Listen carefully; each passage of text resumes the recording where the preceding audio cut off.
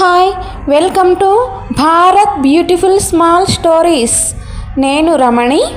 ఈ వీడియోలో విరాట పర్వంలో ఉత్తర గోగ్రహణ సమయములో యుద్ధానికి వచ్చిన దుర్యోధనుడు, దుశ్శాసనుడు, కర్ణుడు, కృపాచార్యుడు, ద్రోణాచార్యుడు, అశ్వత్థామ ఈ మహావీరాధి వీరులను, అతిరథ మహారథులను చూసిన ఉత్తర కుమారుడు బృహన్నల వేషంలో ఉన్న అర్జునునికి చెబుతాడు, వెనక్కి వెళ్ళిపోదాం పదా, వీళ్ళతో యుద్ధం వద్దు అని.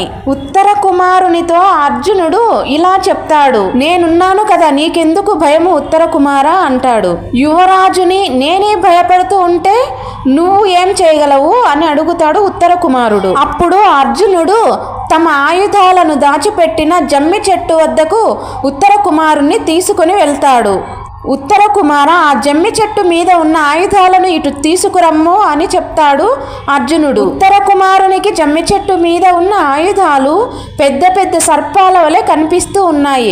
అప్పుడు ఉత్తర కుమారుడు బృహన్నల వేషంలో ఉన్న అర్జునుడిని అడుగుతాడు, నువ్వు ఎవరు? నువ్వు నన్ను చంపడానికి తీసుకొచ్చావా ఇక్కడికి అని.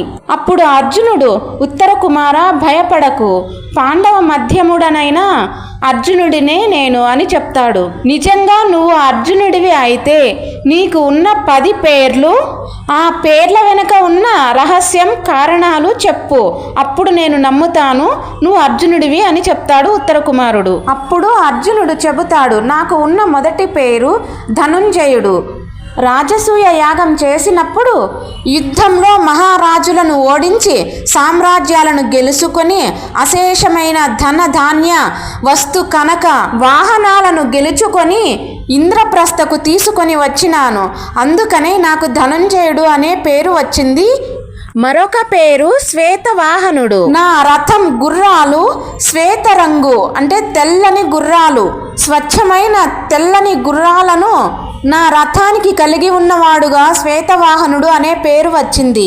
4వది ఫల్గుణుడు. ఈ పేరు ఎలా వచ్చింది అంటే, హిమాలయ పర్వతాలలో ఉత్తర ఫల్గుని నక్షత్రంలో నేను జన్మించాను కాబట్టి ఫల్గుణుడు అని ప్రేమగా పిలవడం జరిగింది కుంతీదేవి. నా తండ్రి పాండురాజు. ఇక నాకు ఉన్న కిరీటి అనే పేరు దేవతల చేత చావు లేకుండా బ్రహ్మదేవుని చేత వరం పొందిన నివాత కవచులు మరియు కాలకేయులు ఈ 3 కోట్లు 6 కోట్ల మంది రాక్షసులను సంహరించి దేవతలకు సహాయం చేసినందుకు గాను దేవరాజు దేవేంద్రుడు నవరత్నాలతో పొదిగిన కిరీటాన్ని నాకు తొడిగి కిరీటి అనే ఒక నామకరణం చేశారు. అప్పటి నుంచి నాకు కిరీటి అనే పేరు కూడా వచ్చింది. ఇక 6వది భీభత్సు. పేరు వినగానే భయపెట్టేవాడు అని అనుకోకండి, శత్రువుల గుండెల్లో రైళ్లు పరిగెత్తించేవాడు అని అర్థం. యుద్ధంలో ఎప్పుడూ కూడా అర్జునుడు అధర్మమైన పనులు చేయడు, అసహ్యకరమైన దృశ్యాలను సృష్టించడు. ధర్మబద్ధంగా మరియు బీభత్సమైన యుద్ధం, భయంకరమైన యుద్ధంతో ప్రత్యర్థులు ప్రాణాలు విడవాలి, లేకపోతే పారిపోవాలి. అలా యుద్ధం చేసేవాడు కాబట్టి అర్జునుడిని భీభత్సు అని కూడా పిలుస్తారు. 7వది సవ్యసాచి. ఈ పేరు వినగానే అద్భుతమైన వీరుడు. అర్జునునికి మాత్రమే ఉన్న సామర్థ్యం 2 చేతులతోనూ సమానంగా యుద్ధం చేయగలిగిన వాడు అని అర్థం. గాంధీవాన్ని కేవలం కుడి చేతితోనే కాదు, ఎడమ చేతితో కూడా అంతే సామర్థ్యంతో, అంతే వేగంతో యుద్ధం చేయగలిగిన వీరుడు అని అర్థం. అందుకే అతనిని సవ్యసాచి అని గౌరవంతో పిలుస్తారు.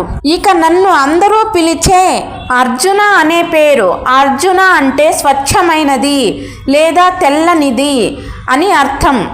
అతని రూపం ఎంతో కాంతివంతంగా మెరిసిపోతూ ఉన్న రూపం కాబట్టి అతనిని అర్జునుడు అని, రూపంలోనే కాదు మనసు కూడా నిర్మలమైనది కాబట్టే అర్జున అనే పేరు సార్థకమైనది. 9వ పేరు జిష్ణు. ఎప్పుడూ జయిస్తూనే ఉండేవాడు లేదా శత్రువులను జయించేవాడు అని అర్థం. ఇంద్రుని కుమారుడు కాబట్టి ఇంద్రునిలో ఉన్నటువంటి విజయకాంక్ష అర్జునునిలో మెండుగా ఉంటుంది. అందుకే జిష్ణు అంటే విజయకాంక్ష కలిగిన వాడు అని అర్థం. 10వ పేరు పార్థుడు. పార్థ పృథ యొక్క కుమారుడు కాబట్టి అర్జునుని తల్లి కుంతీదేవి అసలు పేరు పృథ.